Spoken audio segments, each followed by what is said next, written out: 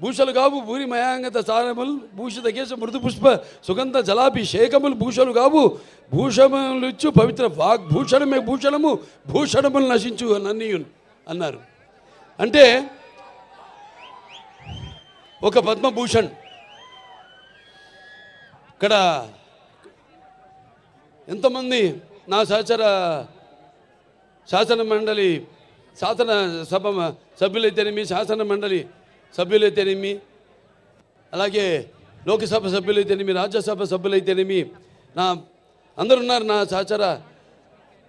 అంటే వాళ్ళందరూ పలికిన ప్రతి మాట అంటే మీ అందరూ మాట్లాడినట్టే మేమంతా మీ ప్రతినిధులం మీ సేవకులం. రామరాజ్యంలో డైలాగ్ ఉంది, ముందు ప్రజల్ని సేవించడం అని, ఆ తర్వాతే రాజు అని. సో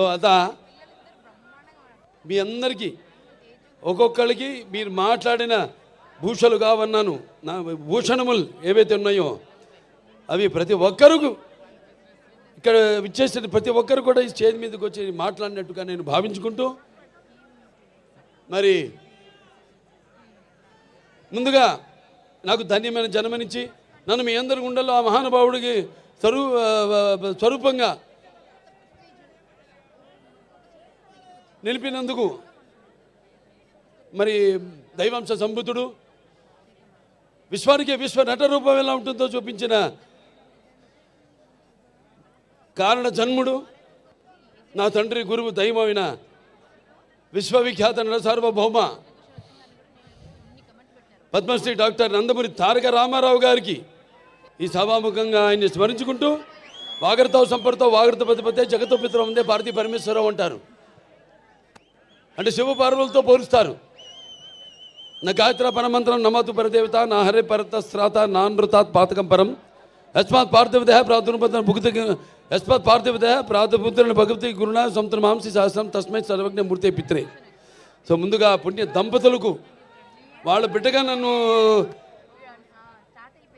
పుట్టించినందుకు ఆ భగవంతుడికి నాకు కృతజ్ఞతలు తెలియజేసుకుంటూ మరి వాళ్ళ పద్మభూషణ్ చాలామంది అన్నారు చాలా ఆలస్యంగా ఇచ్చారు మీకు అని. నేనన్నా కాదు సరైన సమయంలోనే ఇచ్చారు. అంత దైవలిఖితం. ఏది జరిగినా నా జీవితాలు అన్నీ కూడా సంఘటనలు కూడా అలాగే జరిగినాయి. నేను అటు cancer hospital Basavataraka Indo American cancer hospital research institute chairman అయితేనేమి లేకపోతే ఇటు ఒక శ్రీరామరాజ్యంలో రాముడిగా వేయడం ఏంటి వేషం వేయడం ఏంటి అలా ప్రతిదీ నా జీవితంలో ఎంతో సారూప్యం. నా నిజ జీవితంలో సంఘటనలకి నేను సినిమాలు చేసిన పాత్రలకి ఎంతో సారూప్యం అలా కలిసి వచ్చింది నాకు.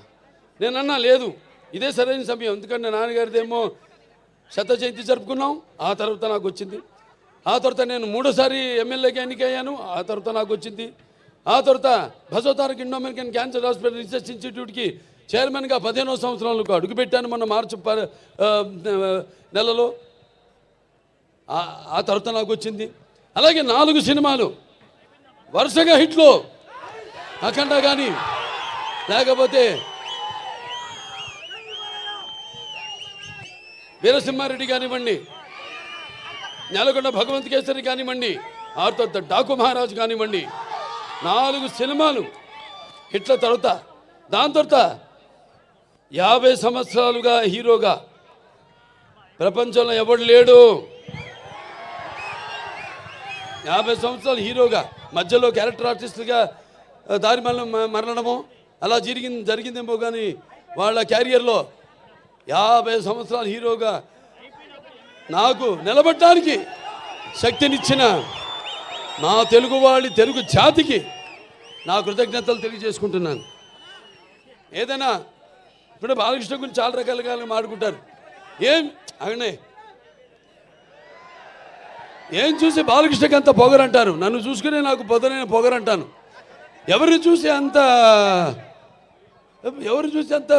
ధైర్యం